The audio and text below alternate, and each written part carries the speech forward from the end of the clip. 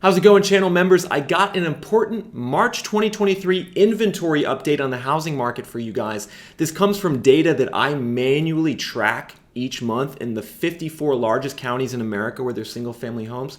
There's some very interesting trends on the market right now that I want to share with you guys. So let's start with the good news. The good news is that March was a much better inventory month than February, and we actually had several counties with big inventory increases. Boston, Seattle, Austin, Minneapolis, DC, Westchester, New York all had 10% or more inventory gains month over month, which is good news, more available homes to buy. Now, 15 counties in total added inventory on the month of the 54 I track, which was much better than February. We can also see Dallas, 3 counties in Dallas added inventory, so we're seeing positive movement there for buyers.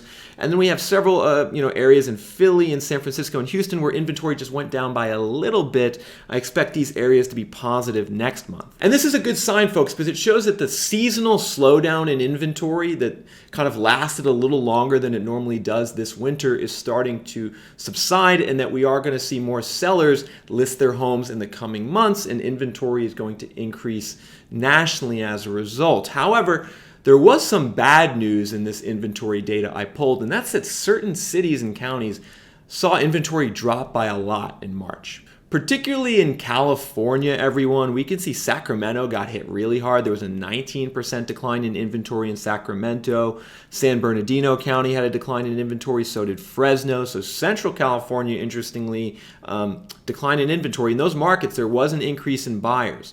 So an increase in buyers led to the decline in inventory in these areas. Interestingly, in LA and San Diego, inventory went down by about 8%. This was mainly due to fewer sellers listing their homes. It was not so much due to more buyers, but fewer sellers in San Diego and LA. Another interesting one is Vegas. Inventory in Clark County went down 13% month over month, which is big. Now, Vegas is a very seasonal market, so I expect inventory is going to go up in Vegas over the next couple months, but this decline in inventory was again due to sellers not listing. The new listings in Vegas are down by like 37% year over year. The buyer demand actually went down month over month, but since there's fewer new listings, inventory went down. The stubborn sellers on the U.S. housing market, this is still, a problem. It's one that's lasted longer than I thought it would last. New listings nationally are down about 20% year over year. Buyer demand's down by a bit more.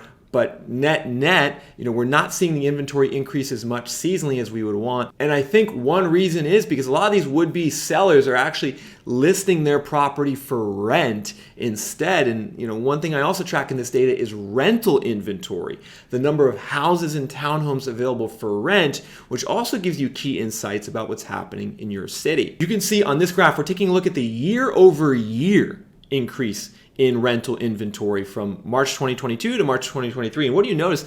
We have about 20 different counties where rental inventory is more than doubled. We're talking San Bernardino, San Diego, Orange County, rental inventory is going up 100%. If we go up to around Miami, like Broward County and Fort Lauderdale or Palm Beach, rental inventory is more than tripled.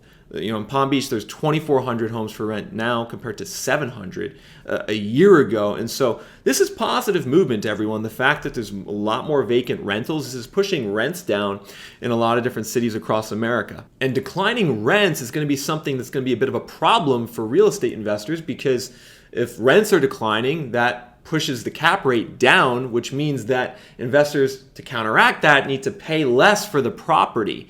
And so declining rents will, in the end, mean declining home prices, and it might even force some investors to have to sell their property in a fire sale situation if it's just sitting vacant and they're having to pay property taxes and mortgage interest and don't have a tenant. So watch out for that, everyone. The rental market is showing signs that will be beneficial for you as a home buyer in the long run, even though in the short term it means less listings for sale and more for rent. Now, folks, this is just a preliminary inventory scrape that I do on Zillow each month, so you and me have an insight into what's going on before the official data is released from Realtor.com. And that official data is going to get released next week on Reventure App. I'm going to send you guys all an email when it comes out, and I would encourage you all when it does to take a look at the official inventory data in your county and in your zip code. If we just zoom in on a market like Chicago, for instance, and take a look at all the zip code trends in inventory, you can see there's actually big differences. Some zip codes inventory is down year over year, other zip codes inventory is up. And you're also probably going to want to check out how inventory is looking in your area over time. For instance, like in this zip code here, 60619, the inventory levels have bounced back so significantly that they're at their highest levels going back 7 years, which is a sign, this is an area where prices are going to be going down. And one last thing, everyone, I just want to clear up some confusion about some of my posts to you guys over the last couple of days. I am not going to leave YouTube entirely. That is not what I am planning on doing. I will still do long form videos on YouTube once a week. I'll do shorts on YouTube for everyone to see. What I'm planning on doing is simply canceling the channel membership program on YouTube and moving it to the Reventure app. And you're going to get with that membership on Reventure app, you're going to get update videos like this pretty consistently once or twice a week, where I can go slower, I can go more in depth.